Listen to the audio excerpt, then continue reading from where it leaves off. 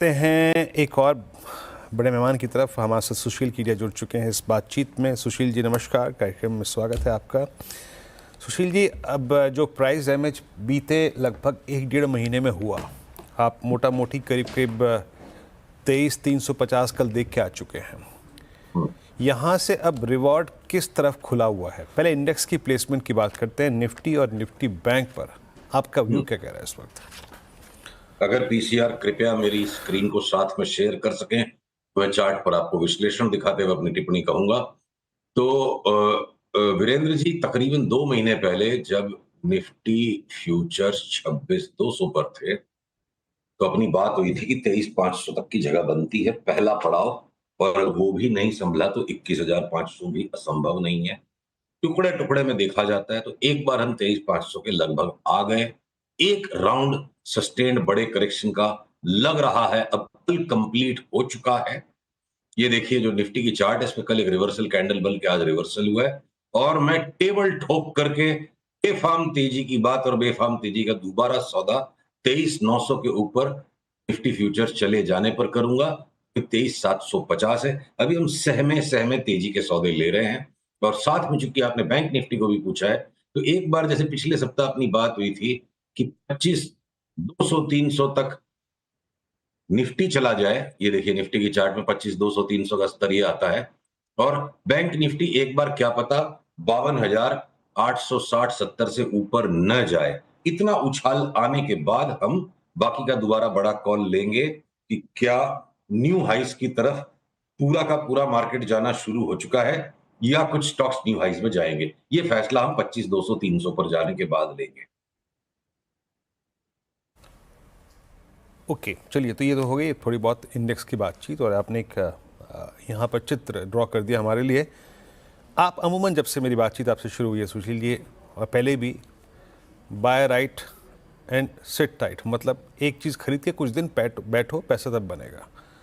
यहाँ पे इस कर्व पे लगभग 23,500, 23,600 पे, 23,700 की जोन में आपको क्या खरीदने लायक वाजिब लग रहा है जिसको लेके बैठने पर यहाँ से 6-7 महीने 8 महीने के अंतराल में पैसा बनेगा? तो वीरेंद्र जी, आपने बड़ा ही सुंदर और बड़ा ही प्यारा प्रश्न पूछा है। ये हमारी सोचने के तरीके से बिल्कुल मैच होता है। तो जैसे हमने जब 26,200 पे बात करी कि 23,500 और क्या पता 21,500 दो लेवल बनते हैं और अब हम 23,500 पे पलटने लग गए। यहाँ आके 21,500 की कहानी हमने छोड़ दी, त्याग दी उस बात को।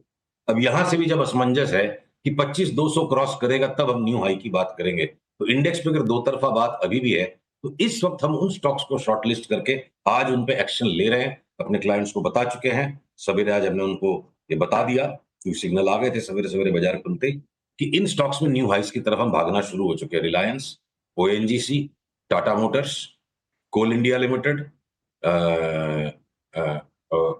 एक एक करके और सिग्नल्स आते जाएंगे। पर अभी फिलहाल ये मान लीजिए आईटीसी और हर एक सेक्टर में एक एक दो दो स्टॉक्स हैं। एफएमसीजी में मान लीजिए टाइटन भी हमें लगता है 4200 तक चला जाएगा। हिंदुस्तान लीवर भी न्यू हाई पहुंच जाएगा, टाटा कंज्यूमर भी न्यू हाई पहुंच जाएगा। तो आगे और जैसे जैसे स्टॉक्स में बाई सिग्नल आएंगे हम उनको भी पकड़ेंगे। फिलहाल बहुत crystal clear picture in large caps में दिखता है। और आईटी के स्टॉक्स को, इन्फोसिस, विप्रो, इनको अभी हम बिल्कुल परहेज रखेंगे, इनसे दूर रहेंगे। इनका करेक्शन वर्कआउट ही नहीं हो पाया। क्या पता है लुढ़कते चले जाएं और बाकी के जिन स्टॉक्स की हमने लिस्ट आपसे शेयर की ये ऊपर चले जाए।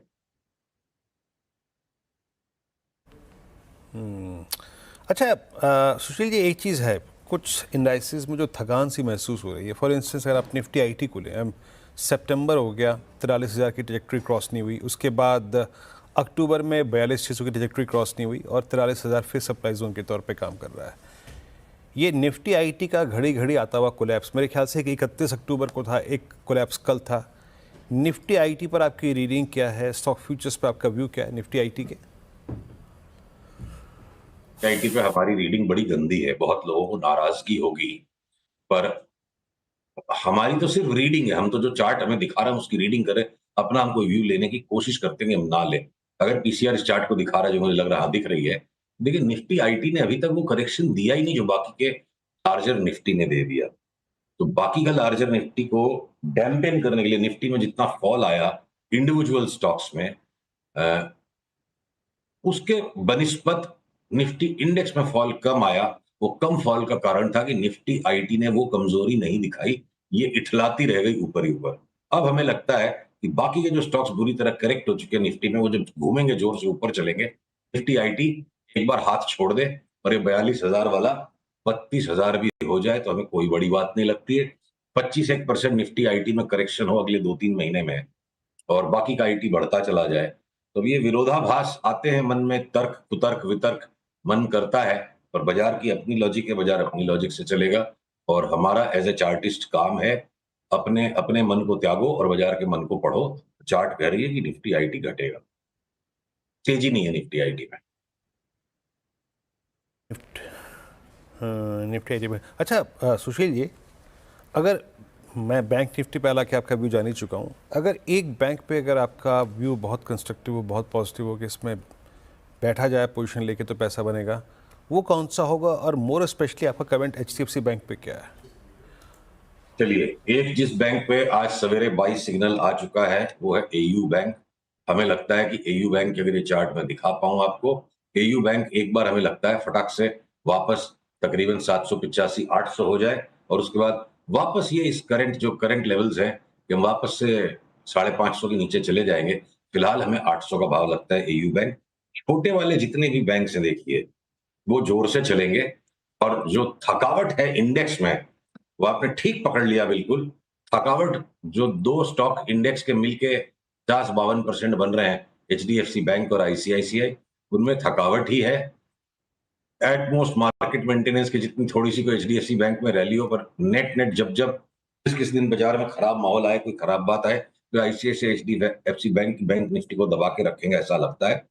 तो बैंक निफ्टी पे कोई खास गहरा दांव लगाने के बजाय सिलेक्टिव स्मॉलर बैंक्स में ही दांव लगाएंगे। अब आरबीएल में जो, क्या आपने आरबीएल नहीं पूछा, आरबीएल को लेके बड़ी निंदा हो रही है। एक फटाक से इसके ऊपर मैं आपको अपडेट में दे दूं, आरबीएल बैंक में हमने शॉर्ट टर्म ट्रेडिंग का व्यू नहीं लिया है, इसको हमने इन्वेस्टमेंट कॉल लेना है। आज भी हमारा ये पर्सपेक्टिव बिल्कुल मेंटेन्ड है। यहां से आप आरबीएल बैंक को इकट्ठा करते जाओ और जिस दिन ये 200 के ऊपर वापस क्रॉस करेगा, उस दिन हम पोजीशन को डबल कर देंगे, जितनी भी अभी इकट्ठा हो रही है। हमारा व्यू है 2025 में आरबीएल बैंक किसी न किसी टाइम पे 380-400 रुपया बिकेगा। ऐसा और कोई बैंक नहीं दिखता जिसमें भी डबल होने की जगह है। तो आपको पैसा दोगुना करना है और 10% की भी अगर बर्दाश्त नहीं है तो फिर आरबीएल बैंक आपके लिए नहीं है। ओके, चलिए सुशील जी, बहुत बहुत शुक्रिया, आप इस कार्यक्रम में शामिल हुए आज और सभी सेक्टर्स पे, स्टॉक्स पे अपनी टिप्पणी की, आपने निफ्टी बैंक पे व्यू दिया और जो preferred stocks of I think bank की जो आपकी लिस्ट थी उसमें बातचीत की आपने। बहुत बहुत शुक्रिया। और सुशील जी के साथ जो इंटरेक्शन हुआ